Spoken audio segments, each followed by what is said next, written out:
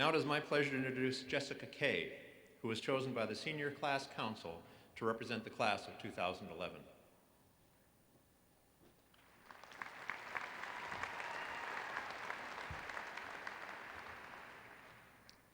College is all about facing and accomplishing things you never thought you would. For many of us, this started when our parents excitedly unloaded our bedroom into a dorm on campus, then hightailed it back home. Had they been waiting 18 years to get rid of us? It was entirely too hot as we tried bonding with our roommates and organizing our lives into the teeny tiny space we called our own. There were challenges everywhere, from finding your way to class on our beautiful campus to discovering the odd assortment of individuals that ride the #1 CATA bus to Meridian Mall and back. Even the insane number of clubs trying to lure you in with free food presented quite the dilemma. But despite everything that happened along the way, we made it through. Our crazy roommates turned into siblings we never had. We participated in some pretty awesome events on campus. There were concerts, political rallies, and sports. Coach D'Antonio has turned Spartan football into a powerhouse, with some help from Little Giants in overtime and a Hail Mary in the last seconds. Lower Bowl Izzone tickets, we camp out for that honor. Tom Izzo is a legend and a Spartan for life. Sorry, Cleveland Cavaliers, even if the owner is a Spartan alum. Even more than sports, student life here at State has a lot to offer. During your time in East Lansing, I'm sure you've joined at least one of the many student organizations, or opted to rush and join the Greek community. Like many of you, I found myself on a road trip during spring break to some small town in Pennsylvania, just to volunteer and make a difference in a disabled child's life. It was an amazing experience, and our group had a chance meeting with an excited alum. She was overjoyed to chat with fellow Spartans.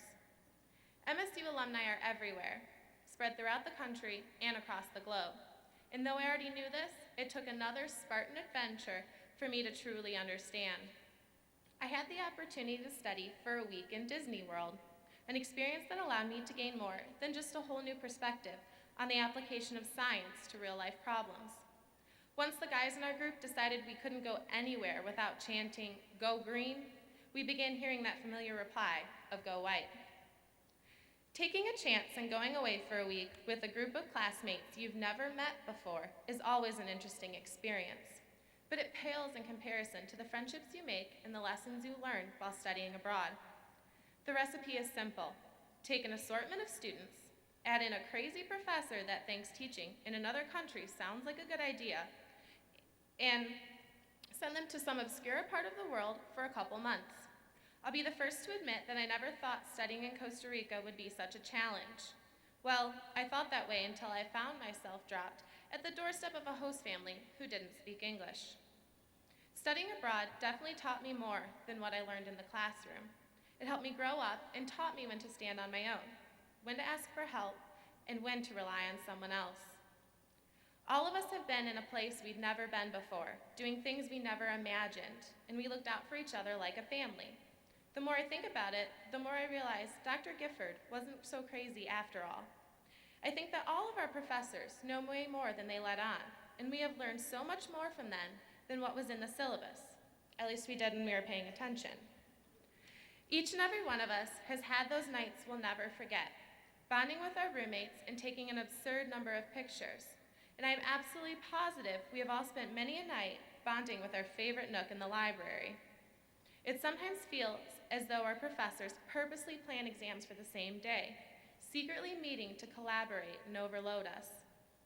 We spent long hours hiding in the library or studying diligently somewhere in a maze of floors we call the Union. And though finals set us to wondering how we even got accepted to college in the first place, we were able to get through it all and make it to today.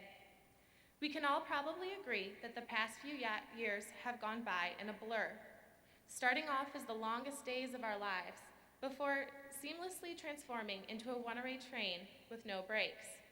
But here we are today. We did things we never thought possible and found ourselves in situations we never imagined, yet we're graduating. Now, looking ahead, there is no doubt in my mind that we will all find ourselves facing situations that challenge us even more than those we survived during our college years. We will continue to do things we never imagined. I have heard some of our elders discount our generation, at times calling us lazy and unprepared. My response to them is that we are Spartans, and there is no limit to what we will accomplish in the future. Our education at Michigan State has prepared us to become best. After all, we are one, we are united, we are Spartans, and Spartans will. So congratulations, class of 2011. Here's to fond memories, a lifetime of bleeding green, and a future full of achieving all you never thought possible. Thank you, and go green!